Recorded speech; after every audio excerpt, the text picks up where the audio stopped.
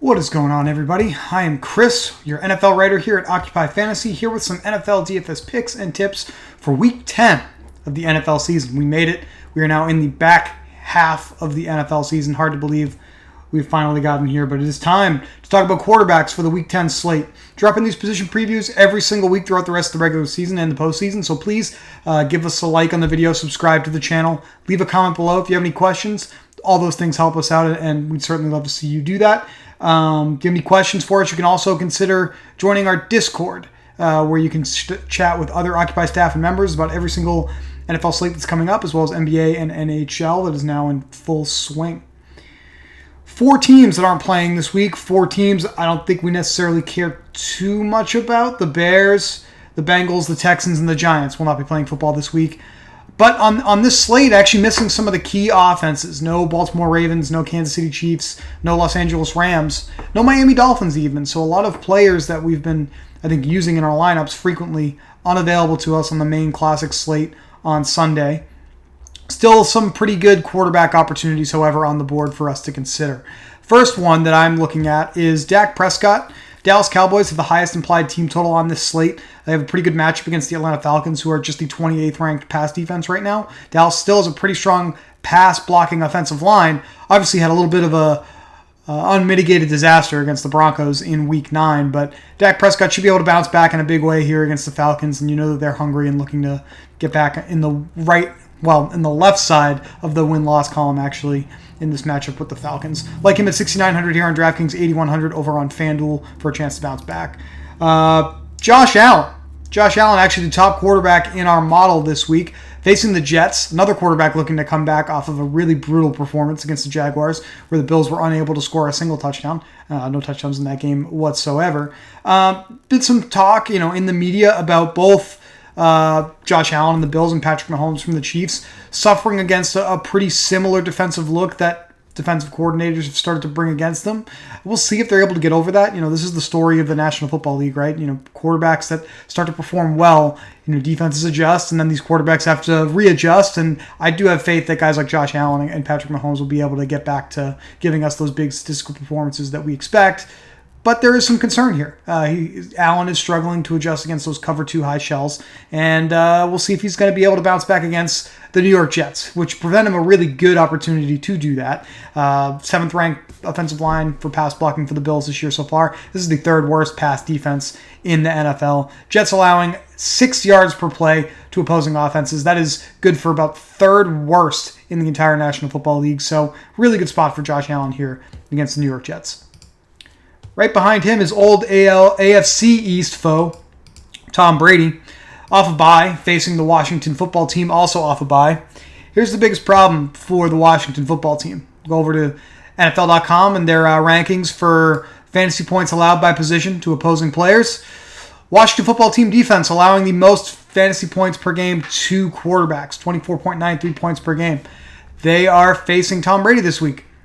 That seems like a problem. Tom Brady should have a really strong opportunity to continue playing well for the 900th NFL week in a row against the Washington football team here in Week 10.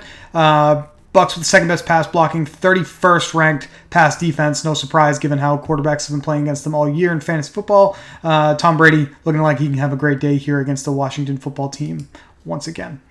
Jalen Hurts has fallen back down to earth. Couple of games in a row now under 20 fantasy points after seemingly never being able to fall below that threshold. The rushing production is still there. 71 rushing yards 2 weeks ago against the Lions. 62 rushing yards last week against the Chargers. The touchdown production has started to really elude Jalen Hurts. The running backs have really gobbled up all the scoring opportunities for them in recent weeks. It's become a very run-heavy team for some reason without Miles Sanders. Hurts should be able to get some exposure to those rushing touchdowns. It's been a few weeks for that, but he's still getting a lot of opportunity for them. And this is the Broncos are tough. I know a lot of people like to avoid playing quarterbacks against the Broncos defense, but now that Hurts is 6,500 on DraftKings again, his salary has started to come down. 7,700 over on FanDuel. Looks like Hurts may be an interesting option as an underdog quarterback in low-risk lineups because of the rushing floor that is there. If he can get us to 18 or so fantasy points, hopefully 20 again, we'll be happy with the production that he can give us. As far as game stacks are concerned, because we are still focused on getting game stacks into our high-risk lineups here at Occupy. There are a couple of interesting situations on this slate. Think everybody's going to look at the Vikings and the Chargers. So obviously Kirk Cousins and Justin Herbert will be interesting. Tampa Bay, Tom Brady, obviously was talking about him a little bit, and his opposing quarterback, Taylor Heineke. This game is a 51-point total. Now the issue here is the Bucs are favored by 10 points right now, and we don't necessarily like game stacking these blowout games in large field contests, or really in any contest if we can avoid it. So personally right now, and it feels like it might be a trap, but I'm willing to walk right into it. The Seattle Seahawks and the Green Bay Packers. We have both Russell Wilson and Aaron Rodgers returning from missing some time for their teams for various reasons. We all know why Rodgers was missing some time. But it does look like this will be a good opportunity for them to get back to their old ways. 49.5 points is the total right now. I think odds makers are still baking in a little bit of risk that Rodgers does not clear the COVID-19 protocols in time on Saturday to play on Sunday. So keep an eye on that. If you start to see that total creep up, by a point or two over 50, that's probably a good indicator that Aaron Rodgers is going to play in this game. Aaron Rodgers did say on the Pat McAfee show yesterday that there's only a small possibility that he does not play here at home against the Seahawks in Week 10. So I'm going to take that at face value and assume that both Aaron Rodgers and Russell Wilson will be under center, and that gives us an interesting opportunity. Wilson, 6,700 on DraftKings, 7,500 over on FanDuel, has the second worst pass blocking offensive line in front of him, so that's problematic. But we all know what Russ can do. Russ is ranking pretty highly in our model right now, actually, as a tournament option. And then Rodgers on the other side, he'll be the favored side here. Green Bay favored by 3.5 points at the moment.